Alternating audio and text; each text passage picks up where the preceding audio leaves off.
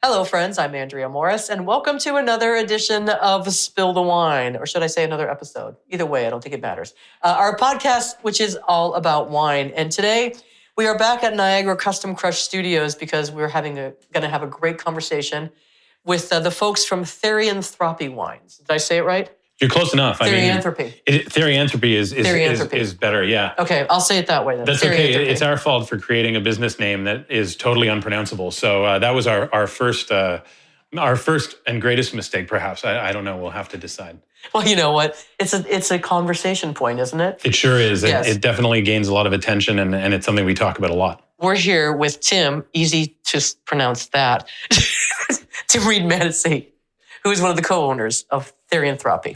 Thanks for having me. It's great to meet you.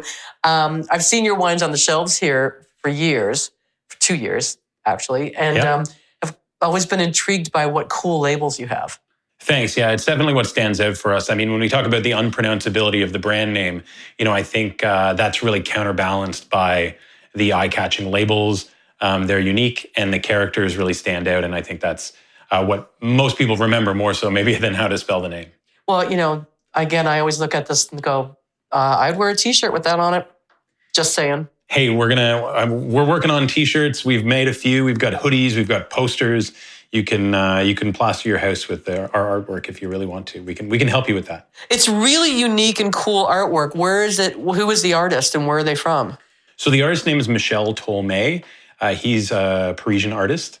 We've been fans of his for many years. He has a bit of a following in the wine world in France. He's known for, he does a series of wine cartoons. It's pretty well known. Their characters' names are Mimi, Fifi, and Glou Glou.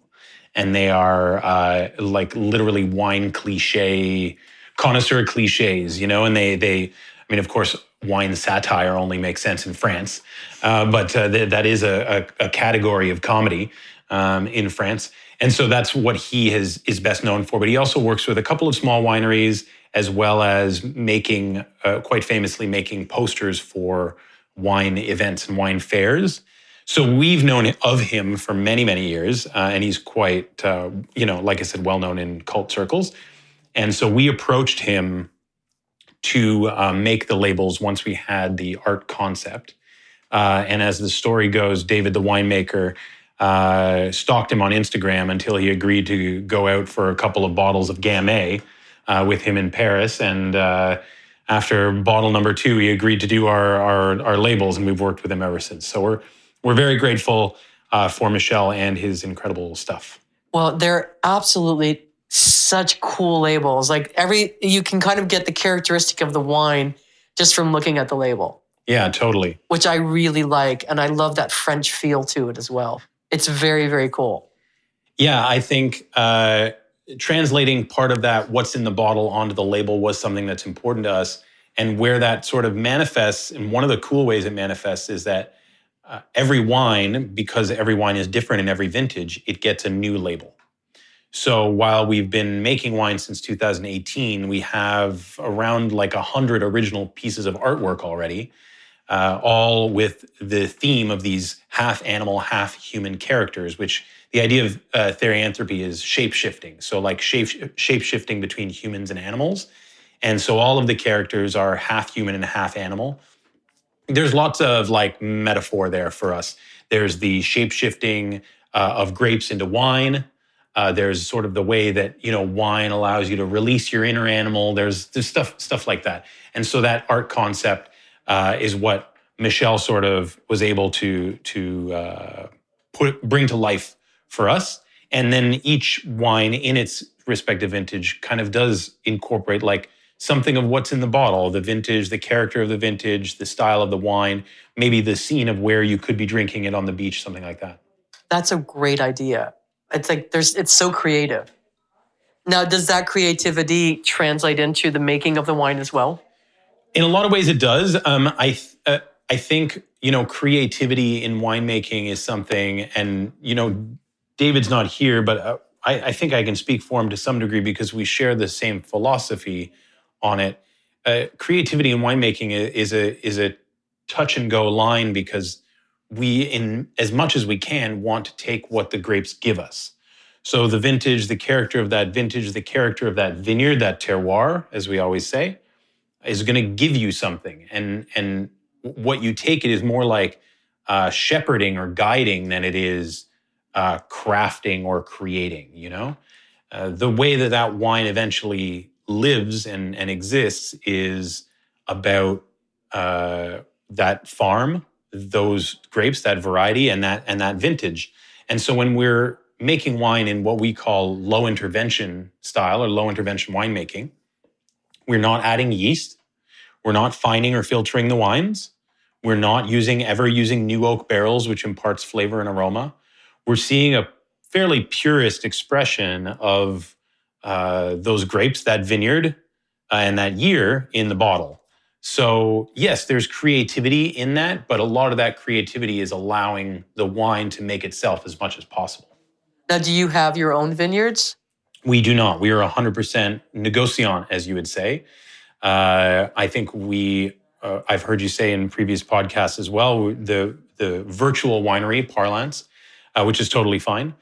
We're a little bit more than that, only because we are so hands-on. We own all of our own equipment. David makes every single bottle, does all the work himself. And so there's no sort of contract aspect to it. We're also, having been around now for 8 years, 8 vintages, we have pretty close relationships with our growers. So it's not like we're taking whatever leftovers that they're willing to give us. They are growing the grapes in a way that we believe in. And of course, that's primarily starting with organic farming. And then they're picking them when we want them picked. They're doing things in the vineyards that are going to create the yields that we want, as opposed to just kind of doing whatever. How many cases a year do you actually do? We're at about 2,500 cases a year over the last couple of years. So still micro quantities, but not nothing. We often make between 12 and 17 different wines each year. So between, sort of 100 to 200 cases of each. And like I said, because of the individual artwork, there's a lot of our wine out there over the last few years. Where do you I know that you sell some of your wines here at Custom Crush. Where are the rest of them for sale? Yeah, so myself and one of our other partners, Mark Cuff, who owns an import agency in Ontario, that partnership is really critical for us because it gives us a network of distribution to restaurants, to licensees. So, my day job, if you will, is primarily selling to restaurants. And so with Mark and I as part of the partnership, a focus of ours has always been from day one to get a lot of the wines, or as many of the wines as we can, into restaurants. So that's been a big way to get exposure for us. Of course, having started in 2018, a disproportionate chunk of our existence was sort of COVID pandemic times. And we saw a massive, massive shift towards the importance of bottle shops during that period, restaurant bottle shops. And because we have labels with what I would say high shelf appeal, we had a great success during the pandemic period, and we're able to find placements in those shops and restaurants that were acting as shops during that period and get directly to consumers that way, and then eventually bring them over to either online website sales or down here at the Crush. That's a cool point sales-wise, because like if I didn't know your brand and I was at a liquor store or at a bottle shop, I'd be like, that's a cool label. Like, I think I'll try that because I like that label. Yeah, and that works. I mean, there's a reality that most consumers are picking up wine because there's something about it that grabs them, right? Whether that's a familiar brand or price point or artwork, those are all good enough reasons to pick up a bottle of wine. And I think for us, what really stands out is that artwork. Yeah, I would agree. Like, I'm looking at them and going like, yeah, I could wear that T-shirt. I could wear that. Yeah. Well, I can't help it. They're just great. Yeah. And we do. And I think despite the fact that the labels change every year, there's a through line of style in the artwork. Michelle's style is very distinctive. The characters are very distinctive. And so even if you've never seen one of our bottles before, you still know it's us. You still know it's Therianthropy when you see it on the shelf. And that has created quite a bit of like brand loyalty for us. People get excited about the new labels. What does the new Riesling look like, or what is the new Pinot Noir going to look like? What is the character doing in this vintage? That sort of thing. So there's an extra layer of interest and consumer engagement for us on that. Yeah, what is that conversation like with the artist? Like, are you describing the wine, or like kind of what you want as far as an image, or like how does that? Yeah. So early on, there was a lot more conversation. So David and his partner really sat down with the original concepts of the characters and crafted, which animal would represent sort of which archetypal, loosely based on maybe us, the partnership group as individuals, or characteristics that we may have, or characteristics, archetypical characteristics. And then choosing those individual animals, and then taking those animals and those ideas and this half human, half animal concept to the artist. There was a lot of talk early on. There was a lot of like, well, can you make it a little more whatever? Can we do more white space, or can we do more color? Can we make the character more focused? Can we do more full body, less just head? And even setting the scenes was quite the conversation in the early days. Now, after, like I said, nearly 100 pieces of original art, the conversation is very simple. It's Claire de Lune, who's an established character. We were thinking she's on a beach this year. Have fun. And then we get back the perfect piece every time, right? So now it's really easy now, because we all understand what we're going for, and we've all been there for the evolution of it. And Michel every year the labels, in my opinion, get more exciting. Just as Andrea said, the labels are very, very entertaining. Like they look awesome. They look really good. Thanks. Yeah, we're really, really proud of them. Yeah, that's cool. But also not to judge a book by its cover. I know Andrea's probably saying, when are we going to try them? Yeah, absolutely. I see that your Riesling says Georgian Bay. Are those grapes from Georgian Bay? Yeah, they sure are. So we do a few things in terms of vineyard sourcing. The first thing is that, as I said, we work with growers that we have relationships with. The second thing is that we try and source from as many different terroirs around Ontario as possible. Our dream scenario would literally be to have vineyards in the Georgian Bay, vineyards in Niagara, the Bench, Niagara on the Lake, maybe even Erie, Prince Edward County, and any other up-and-coming regions. We would love to make wine from each of those unique terroirs, because again, our goal is to allow the wine to express itself in the rawest way possible, right?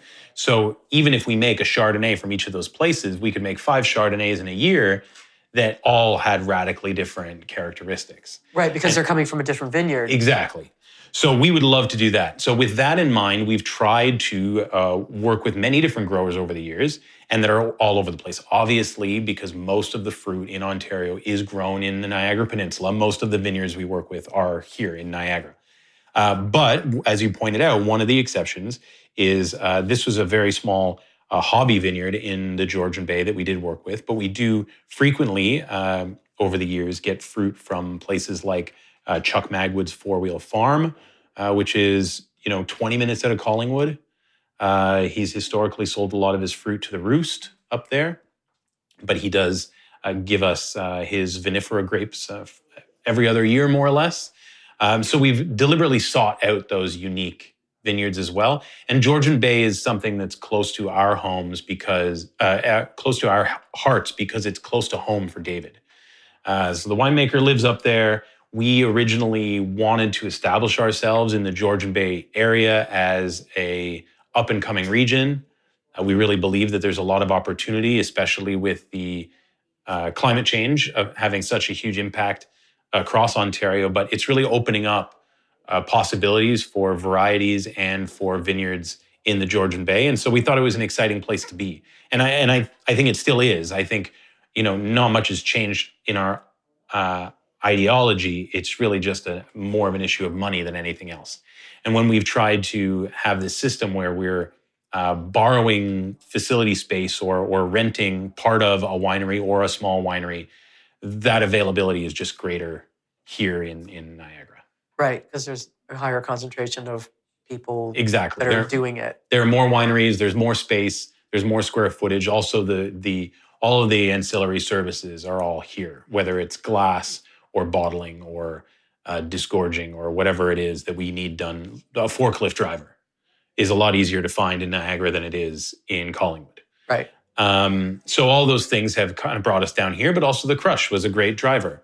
And we can dig more into that. But I mean, we definitely believe that places like the Crush, are the Niagara Custom Crush Studio, where we are now, are super important in allowing a wine region to evolve.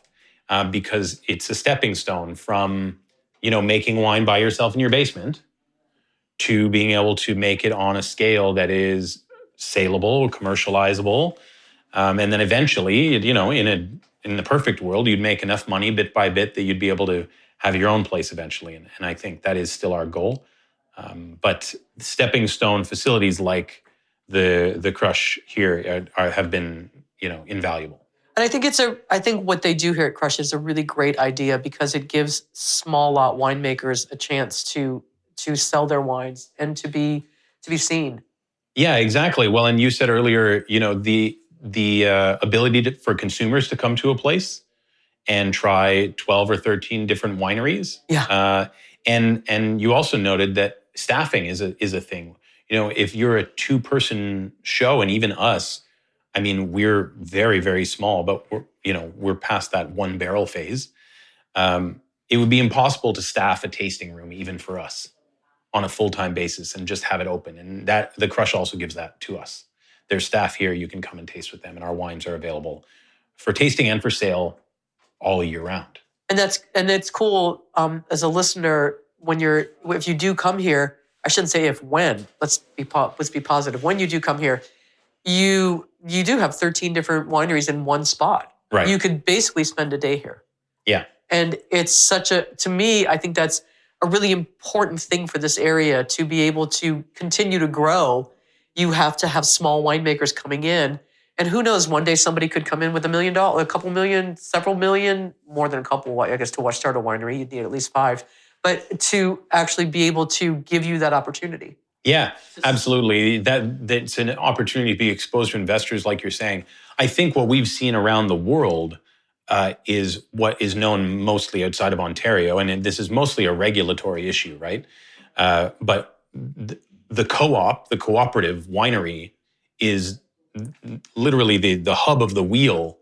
Is the hotbed of innovation in every single wine region in the world. That's how it works. And there's even a new documentary out right now that compares the Riverland in Australia to the Swartland in South Africa.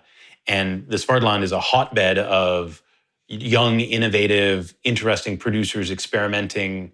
And the Riverland is static, bulk wine producing region. And the only difference between those two places is that one has a public co-op and the other does not. And so there's a lot of focus on that in places in Canada as we are maturing in our wine regions. That small winemaker needs a place to make wine. They need a place to market their wine. And without that co-op environment, due to regulatory strictness, if you will, or understatement of the century, then the barriers to entry are too high, right? And like you said, it's $5 million for a winery. I mean, that's not really an exaggeration when you talk about, land and equipment and planting and everything else. So we could not emphasize more that if we want to drive innovation, and innovation drives evolution and interest and maturity in a wine region, also pushes the big guys to be more interesting, right? We have to have places like this. And we know Marenicen hosting a number of small breakout wineries, winemakers as well. There's little pockets that are hidden around now in Niagara, and it's rapidly changing the landscape here. Yeah. And I find that really fun when a new winery pops up. I'm always like, oh, I got to go see. Yeah. I got to and just like I love, there's so many cool little restaurants around here too that really like to find people like you and have you guys as a food pairing, and you go there and you're like, oh my God, I've never heard of this wine. This is amazing. Yeah. It's been a long road kind of breaking into restaurants. And again, that's mostly what I do for a living. I definitely don't make a living making wine, by the way. So, you've got to, if that's not an established fact among your listener base, then maybe that's a worthy reminder that there's that not they really need to drink more wine so that you can have a career, right? That would be lovely. Although, there's very little to be made there. So, like I said, my day job is selling wine, and it's striking how much stigma there still is around Ontario wines. And if I walk in and say, "Hey, I'd like to sell you some Ontario wines," we're still at a point where 7 out of 10 restaurateurs roll their eyes and say, we're thanks, but no thanks. That's crazy. Yeah, it's wild to believe that now at this point. Yeah. Yeah. Because there are so many restaurants in this area that are so passionate about only having like Ontario wines. Yeah.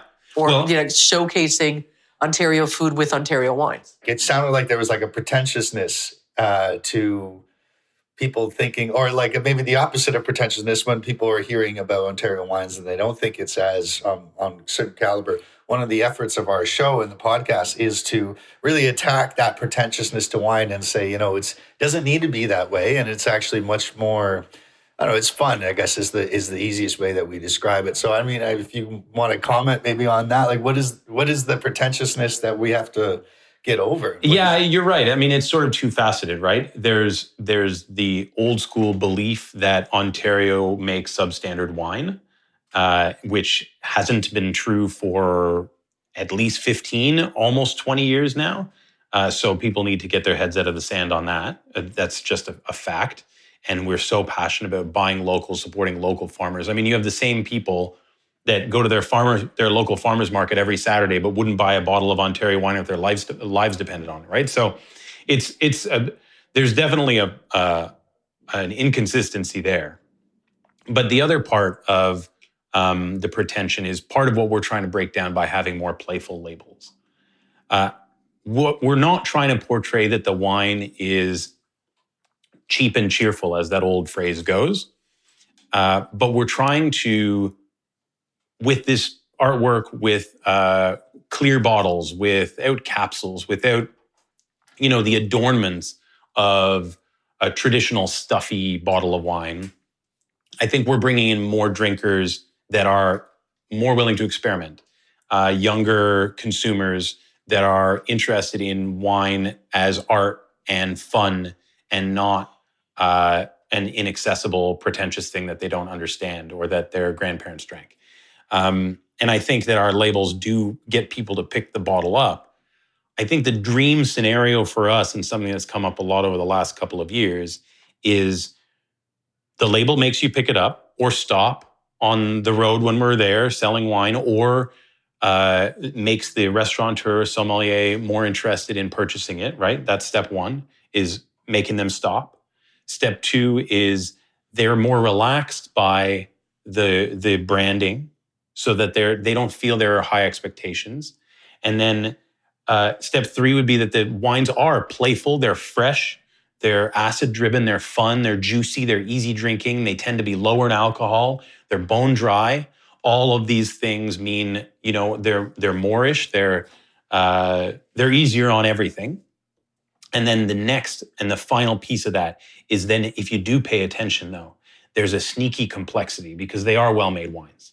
There's that next layer of subtle complexity behind the fun and the relaxation that can bring people in deeper into the wine world. And what we as wine people get so excited about, that nuance, that terroir, that depth that feels pretentious from the outside, but is really the layer that is exciting once you're inside. Mm-hmm. That's a good way of putting it. Yeah. Thanks. I like that. That's cool. So we're going to start off with the Georgian Bay Riesling. Yeah, so as we were talking about with the vineyard selection and the grower selection earlier, we do highlight the grower on every single bottle we make, actually. So you'll actually find the name of the vineyard itself and or the name of the person who grew these grapes. Because again, not only is that an important relationship for us, but we are doing our very best to highlight that individual place. So we're starting with this individual Riesling from the Georgian Bay, grown at Bruce Davies Farm. His name is on the label. And it's an atypical Riesling, to say the least. Never mind the fact that, of course, as I said, all of our wines are bone dry. So that's just the very start of it. But there's some interesting aromatic characteristics here. This is atypical upon atypical, for sure. And it's cloudy, so it's obviously unfiltered. Yes, so we don't fine or filter any of the wines. We really feel like you're taking something away every time you run it through a filter or even use any clarifying agents. So other than racking, basic racking, all of the wines are unfined and unfiltered. This has a really earthy nose to it. Yeah, I think so too. And I think there's an oxidative characteristic on this wine. Yeah. So you kind of get that toasted caramel as a primary note. Quite a bit of apple pie. Including that toasted top of the pie crust. And none of those notes are explicitly notes that we associate with Riesling, right? Not at all. And even though it's a 2021, we're not really getting that bottle evolution where you expect the Riesling to go kind of petrol, get that kerosene thing after a few years in the bottle. There's almost none of that here. I mean, maybe underneath a little tiny bit. And then, as you said to me, offline earlier, the palate is super juxtaposed to the nose, right? Yeah. Totally different. Completely, yeah. Yeah. Because to me, the nose is like I'm in the earth. Yeah. And it's like I would expect that nose on a Pinot as opposed to a Riesling. And that's what I think is really interesting and really cool about this. Yeah. Because it's like, wait a minute. Totally. Yeah. And I think, and then your citrus and juice and, super, super bright on the palate. So yeah, it's a really interesting contrast for sure. It's definitely got a lot of citrus on the palate. Yeah. We sat on this wine for a while. I mean, one of the beauties of not believing that you're ever going to make any money is that we're not rushing things to market, right? We're releasing them when they're ready. So David and I will taste through the wines and make, strategic decisions to some degree. If we're running low on last year's Pinot Noir, should we release this year's Pinot Noir, that kind of thing. But for the most part, and Pinot Noir being an example, because we sold out of our 2022, which is an older Pinot on the market than most wineries in Ontario are at a current vintage. We just sold out of that in the fall. And we decided not to release the 23 yet. It's drinking great, but it's one of our favorite wines ever. And I think it's only going to get better. And so that gives us that flexibility to do that. It's also more for you to keep drinking and tasting. Well, it's an excuse to do something every few weekends, come down and make sure we could check on everything. So if you ever need help, right? I'm happy to be there. I've had a few offers, surprising enough. So I think, 2021 Riesling from an unusual vineyard, an unusual region, we were kind of waiting to see where this wine went. And it sort of stabilized over the last year or so. And anyway, here we are. Something pretty unusual. This would be a great Riesling if you had friends and they were like, let's do a Riesling tasting and everyone bring a bottle. This would be the bottle to bring because it would blow everyone's mind because it is so unlike any Riesling I've ever had. Yeah. It's complete 180 from the nose to the taste. Totally. And, I think a lot of people talk about whether that's a good thing or a bad thing, right? I think it's a fun thing. I think it's a fun thing too. And I think sometimes, I enjoy the similarity between the nose and the palate. And sometimes, I'm happy for it to be different. So now what are we tasting, Tim? So the next wine I thought we'd put in here, we call ODX is the name of the character. So you'll notice actually, if we go back to the Riesling, there's no character on the Riesling. We decided for the Georgian Bay series that it was really about showcasing that terroir. So they have the vineyard, literal reproductions of the vineyard itself in art on the label, whereas all the others have the characters. So this is our first character today, and this character's name is ODX. Odie is a walrus. Exactly. The walrus was Paul. And that's a deep cut. He's also a DJ and a shaman, obviously, as you would be. So, the characters have these layers to them anyways. So in this label, he's DJing some sort of a dance party, which may or may not be, sort of a modern Euro dance psychedelic situation. We make a lot of chilled reds, if we're to say a category, or super light reds, and this would fall into that category. So we really make wines that we like to drink. So obviously our palates as owners, and with our winemaker David as one of our owners, we are all aligned in our palates that we like this fresher, brighter style. And so a lot of our reds are chilled or certainly chillable. And we go so far as to blend some of them with white grapes. So this actually is about 70% Merlot and then 30% Chardonnay Musqué, which is an aromatic version of Chardonnay that exists in quite a number of vineyards in Niagara. Has more of those floral lifts to it. And we think that lift is exactly what this Merlot needs to, maximize its freshness and juice factor. So this is a very playful sort of summer style of red. Our wines tend a lot more towards savory than fruity or sweet. Obviously, the actual absence of sugar helps with that. But they're very dry. They're very dry. The wild fermentation, right? If we've not said that out loud, I've lost track. But we haven't. Okay, but let's talk about that. Let's talk about that. Let's talk about wild fermentation. Let's talk about wild fermentation. If you're working with healthy vineyards, and again, ideally organically farmed, but even healthily farmed, sustainably farmed conventional vineyards those grapes should come into your winery with yeast on them already, right? And never mind that, but the yeast that might be in your winery or in the tanks as you use them every year for wine fermentation, there's a nativity to that yeast as well, right?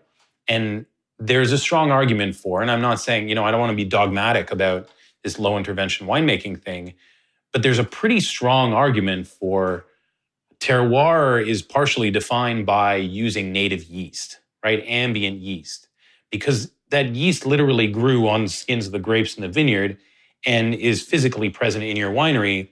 That becomes part of the terroir.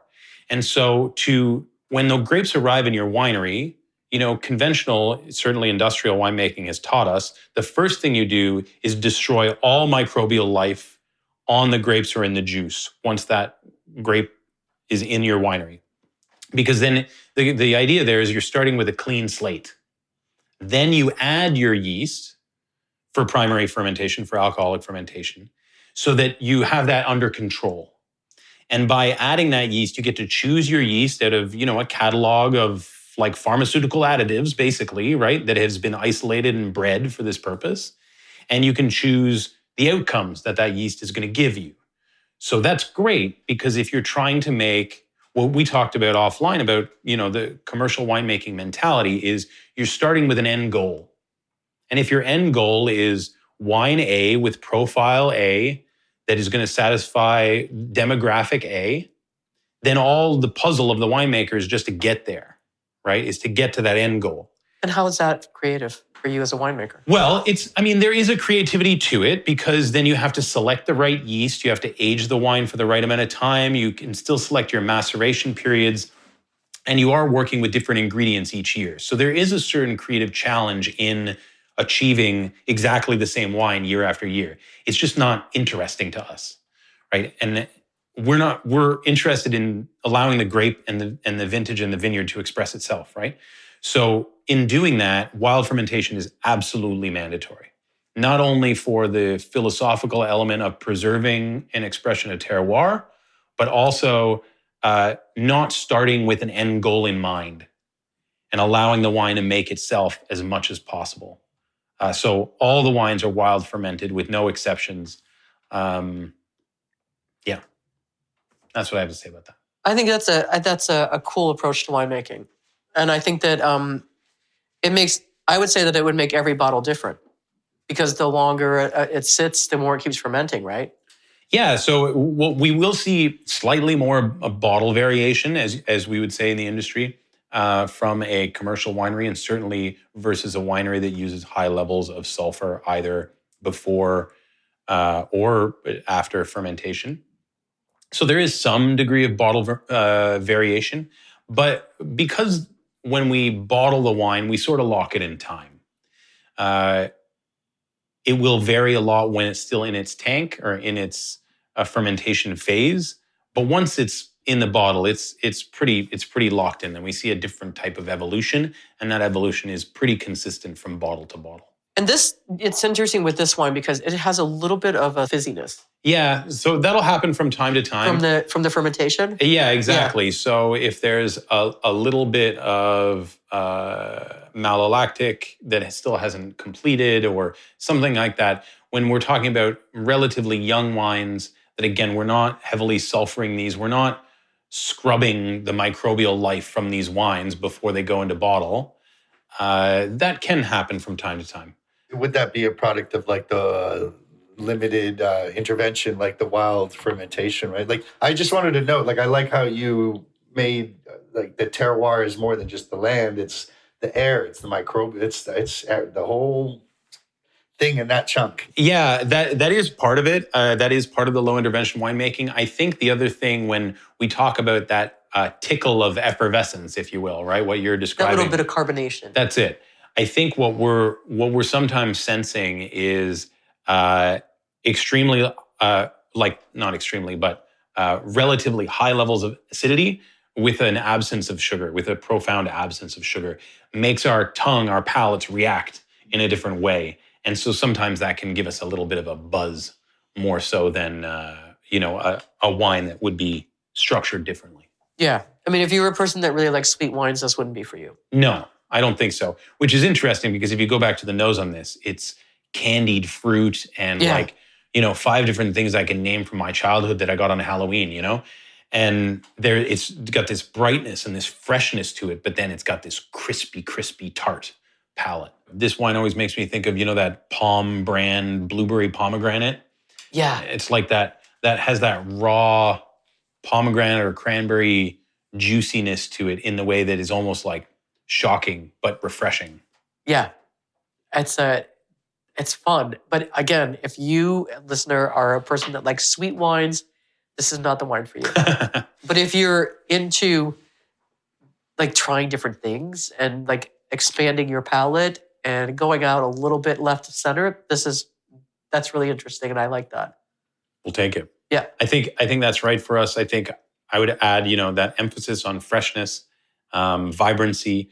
What we see is these wines are not only more quaffable, as in like drinkable without food, in a casual setting, more portable, like they're better for occasions, barbecues, beach drinking, park sitting, that sort of thing. These wines are very versatile in that sense. But because they are dry and so fresh and vibrant, they're also great with food. Yeah, and they're not going to give you a headache because there's no sugar. Well, we can get into that whole thing as well. But I can at least speak for myself and say that I've had a few bottles of Therianthropy wines, and they're pretty easy on the body. Okay, well then, there you go. This is healthy wine. Well, you said it, not me. So our next wine is also a red. Yeah, it is, and also a more chilled style. It's really more French in the name. More French in the name. Nouveau. Yeah, that's it. So, it's French origins, Pas-tu-Grain, or PTG, as we like to say. And quite a few. All the cool kids call it PTG. All the cool kids call it a PTG. There's a few wineries making a PTG in Ontario these days. But all that really means is, in Burgundian terms, this is just basically a half-half Gamay and Pinot Noir together. Gotcha. So that is a traditional style in Burgundy to blend Pinot Noir and Gamay that you would call a Pas-tu-Grain or a PTG. And then the Nouveau part means that this is a wine from the most recent vintage. So it's a 2025. It's a 2025, exactly. So when we're making our Nouveau, basically, as soon as the fermentation is done, it settles, goes through malo, and then it gets bottled right away. So this was on the shelf as of mid-November. The goal is the third Thursday in November, as you wine nerds may know out there. Beaujolais Day. That's Beaujolais Day. So that's Beaujolais Nouveau Day, and of course that's the day we target for our Nouveau release as well. This is fantastic. Thanks. Yeah, it's again got that little bit of effervescence. Yeah, but it's just this is fruitier, mm-hmm. and I love the label. Yeah, it's so on this label is David Eagle, who's the Gamay, our Eagle and Gamay character, and Ruby Wolf, the hummingbird, who represents Pinot Noir. So of course, it's the two of them dancing on the label, as this is half Gamay and half Pinot Noir. Oh, I didn't even know that was a hummingbird. Yeah. Yeah. But now that I look at it, after you said that, that is a hummingbird. Yeah. We'll have to take I'll have to take up close and personal photos of each of these labels because I did like a whole thing. But they're so much fun. Yeah. And it's like, I seriously want to wear all of this. Like, it's like, Thanks. that would be like my wardrobe for the summer. That's awesome. Because they're just great. And this Nouveau is fantastic. Thank you. You know, it's funny, we were talking about your wine's not being fruity, but this is beautiful. I think both grapes in this context really show their fruit best. That's really fun. Nice. I Thanks. really, really like that. Thanks. That's great. Yeah. Yeah. So that's something we've made for the last 3 years now. Is the PTG Nouveau with the two grapes blended together. In 2025, they were both from Heather Laundrie's vineyard. Mm-hmm. So that's 100% organic certified. Has been for decades. She's one of the Ontario's premier organic growers. We're very happy to work with. And so the vineyard source has changed over the years, but that was the one for 2025. It's great. Like, I really, really like that. Thanks. It's light, it's approachable, it's fruity, it's a very easy drinking wine. Cool. Yeah. Good job. Thanks. Well, good job, David. I'm sorry you couldn't join us today. But we're virtually patting him on the back. that's it. right We're now. virtually patting him on the back. I love, you know what though? This is so much fun to taste wines that are made in a different style, and your labels are so cool. I really love giving you a chance to talk about what you do. Thanks. And we really appreciate the chance. I think, being alongside a lot of the famous, awesome wineries that you've already interviewed is a really cool opportunity for us to get to your listeners that are following those maybe more well-known wineries. Although you've explored Norfolk County and you've gone out of the normal circles for sure already in the time that you've been doing this. So there's getting that spectrum is really great, and we appreciate it. I think we're just going to see that spectrum continue to grow with these opportunities at the crush facilities, but also like just in general the excitement about what Ontario can do for wine these days is different. You know, when we talk about that stigma against Ontario wine, within the Ontario wine community, we're all very excited, right? Yeah. It's like, it's more exciting than it's ever been. It's easier to grow grapes than it's ever been. It's easier to ripen grapes than it's ever been. It's easier to make high quality wine than it's ever been. Well, like the last 2 years have been fantastic for grapes. Everybody was like 24 is amazing. Then 25 comes and everyone's like, oh my God, the grapes from 25 are even better than 24. That's it. So who knows what 26 will be like? Yeah, we're on a bit of a roll for sure. And with American wine not being on the shelves right now, the LCBO's increased demand for listings of Ontario wine, which has been amazing. That does, as a smaller producer, that's been really challenging because some of the big producers are snapping up a lot of the grapes that are out there. So finding grapes is more challenging than it has been. But overall, the sentiment that Ontario wine is something that is growing is amazing. Yeah, I think that's, and I think that it's a brilliant, like, shining a light on what we can do here. Yeah, absolutely. I recently did a podcast with Brock University, and I was like saying, like, this is like Ontario's the Napa of Canada, and they were like, no, Napa, like Napa's the Ontario of California. Yeah, sure. It's like okay, yeah. It was kind of like, okay, I get it. It's fun, yeah. Yeah, I think, and you know what, and this is a great segue. So the next wine that's in your glass is a Cabernet Sauvignon. A Cabernet Sauvignon, 100% Cabernet Sauvignon. We've only done this a couple of times. We call this character Avabel. She's a stag. I love that. She's like, yeah, it's a pretty amazing image, especially with the full moon and everything. And she's done a couple of cool labels over the years. And the reason I think this is a good segue, especially since you dropped the N-word, Napa, that is,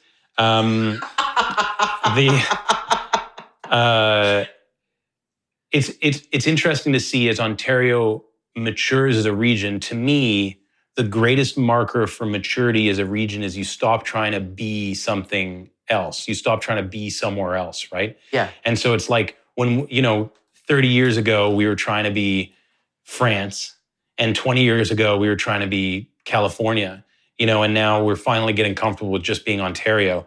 And I think that's a big part of what this project is. And so when you taste our Cabernet Sauvignon, again, no new oak, wild fermented, no filtration, no clarification.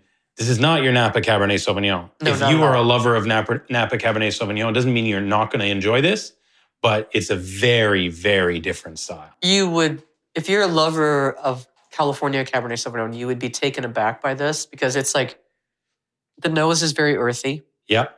and it's a very light-bodied wine, as Mhm. opposed to what you would expect from a Cab Sauv would be like a very full-bodied, almost chewable, whereas this is lighter, almost like a Gamay level. Totally. It's only 12.5% alcohol, right? It's very fresh. The no oak barrels really brightens the profile. You can see we're still serving with a little bit of a chill on it and savory stuff. Yeah. Right? Like tomato sauce, roasted red peppers. Like there's a really interesting palate profile here. This is not raisiny, jammy fruit of Napa. And again, I know I keep saying it, but that oak barrel chocolate, vanilla, caramel element has become almost synonymous with California as a whole, but certainly Cabernet Sauvignon from a lot of places. And having that stripped away and seeing a more raw version of Cabernet Sauvignon is really cool from Ontario. To me, this is a truer Ontario Cabernet Sauvignon than many of the others that are out there. I think it's fun because it's like, it really is, because what you're talking about, it's like, it's so much of that vineyard because it's the yeast, it's everything. So you're basically tasting that vineyard. That's it. This is the vineyard. You like me or you don't. Yeah. And again, I'm not knocking any individual wineries, but like a Passimento is a popular style in Ontario in order to achieve greater richness, higher concentration, more of that jammy raisinated fruit character. I understand, right, what the goal there is with a Passimento technique, but that's not Ontario. And it becomes what you're tasting is not the vineyard, you're tasting the winemaking, right?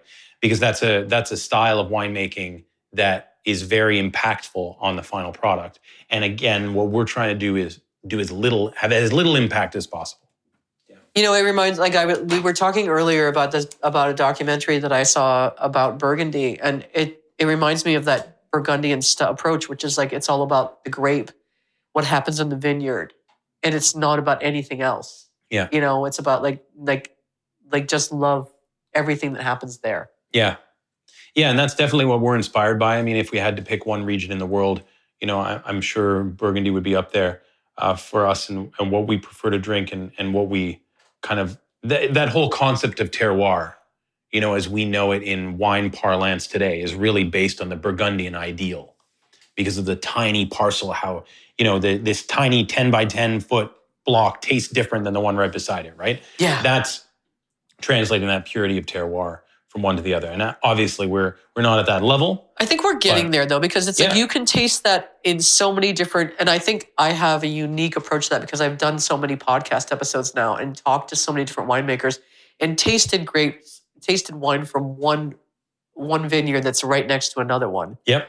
And the taste is completely different. Yeah. And I love that once you can embrace that knowledge of the terroir, that you can actually understand why wine is so awesome. Yeah, it's for a lot of people, it's like a light bulb going on. And I think if you were to talk to, sommeliers and wine connoisseurs and collectors and stuff, I think a lot of people would say that light bulb moment was when they tasted two vineyards that were right beside each other, right? Yes. Because you have that opportunity because it puts it into focus all of a sudden because it's like everything else is the same. The winemaker's the same, the aging is the same, the whatever is the same, but they taste so different. And then you go, oh crap, this is what they meant by terroir. I've heard it 1,000 times, but now this is what now I understand what you're talking, I'm tasting what you're talking about. But even if you take that one step further and go, like, I love this 2020 wine, and then the 2021 from the same place tastes different. Totally. Why is that? And you're like, because of the weather. Yeah. And when you understand all the impact that it's not just the land, but that the weather has, yeah, then you can understand that every bottle of wine is it's like a time capsule. That's right. And it's like if you love it, then buy more than one bottle. Yeah. Because you're not going to get it the next Ever year. again. And You it's know, like, that's like, it.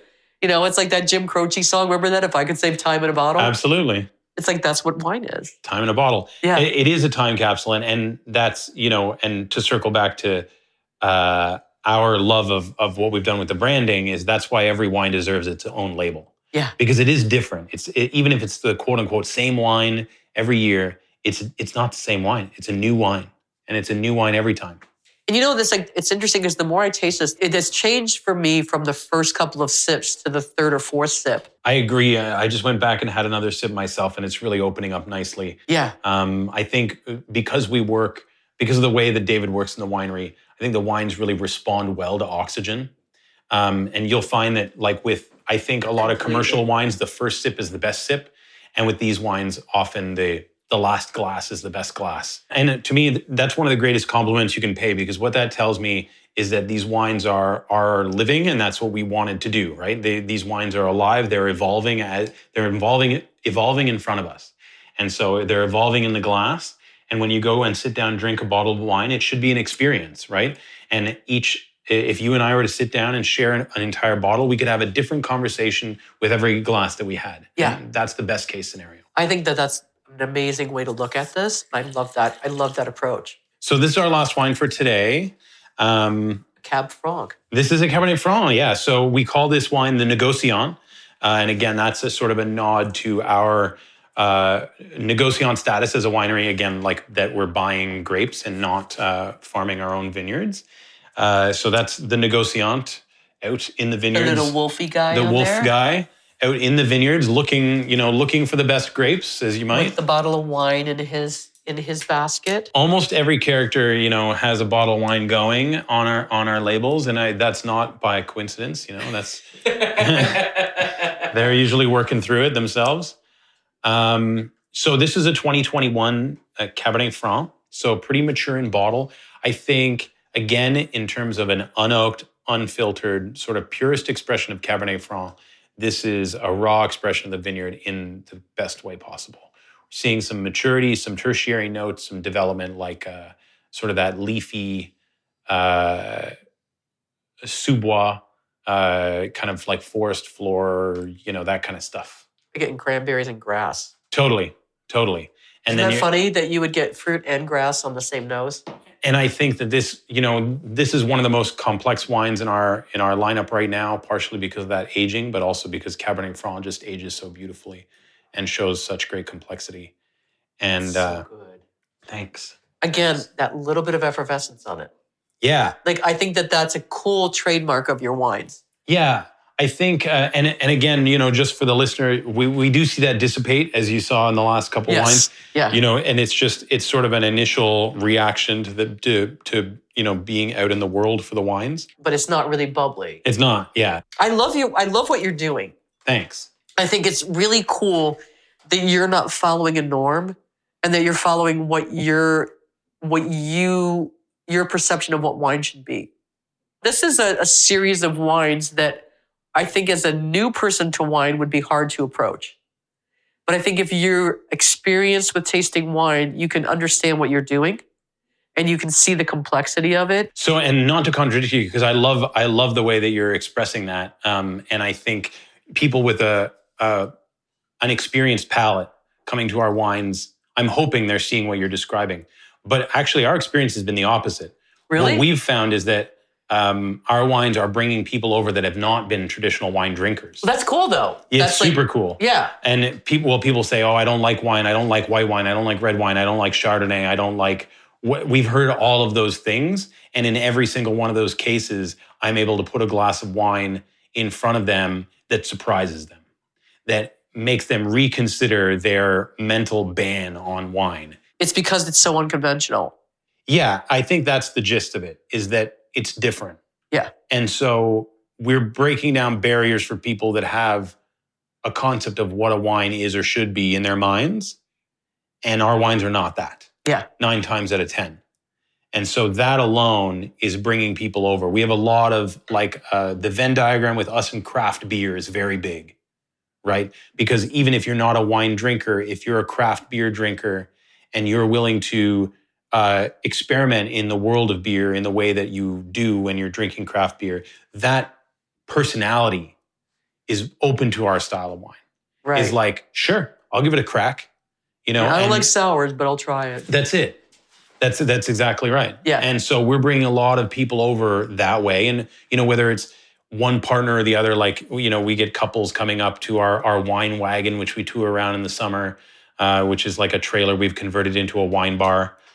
Plug for that. Watch for it on our Instagram. We'll be out again this summer all over Ontario. So when we have couples come up talking to us about wine, often we see one of the two people in the couple are not wine drinkers. Uh-huh. Right? Oh, I only drink beer, or I only drink whatever, coolers. We can almost always win that second person over with one of our wines. So if you think you're getting the classic wine drinker and I think we're getting the non-wine drinker, I think we've got everybody covered, honestly. Okay, well then see, we're selling from two different angles. That's it. But again, like, you know, I think you can't say that blanketly you don't like any wine because it's about finding that style. And that's part of the fun, right? Yeah. And I think, you know, if you're listening to this podcast, chances are you like wine enough that you're pretty willing to try new things, right?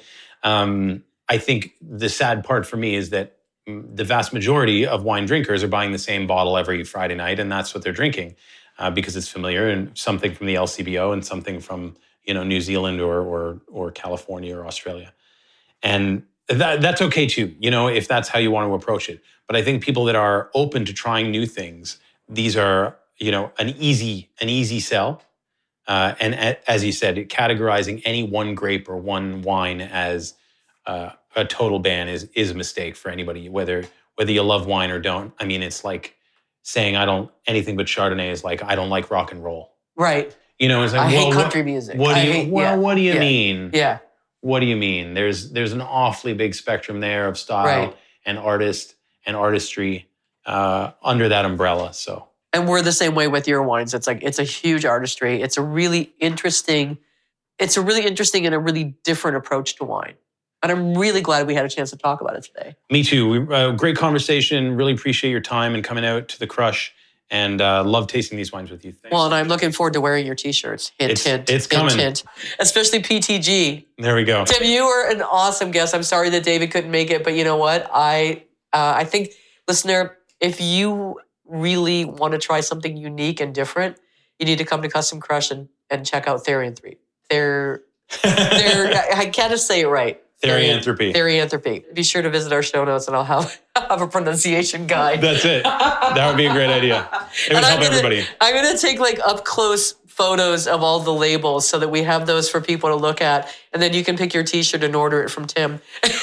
Absolutely. Send me a note. Yeah, I answer the email. DM maybe me on you'll Instagram. get a Spill the Wine discount or something. I don't know. You never know. It could happen. These things are out there. It never hurts to ask. That's right. See, if you don't ask, you won't get. That's right. So listeners, be sure to follow us.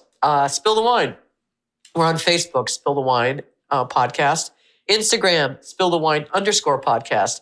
And we also have a website, spillthewine.ca, which has an email on there, contact at Spill the Wine.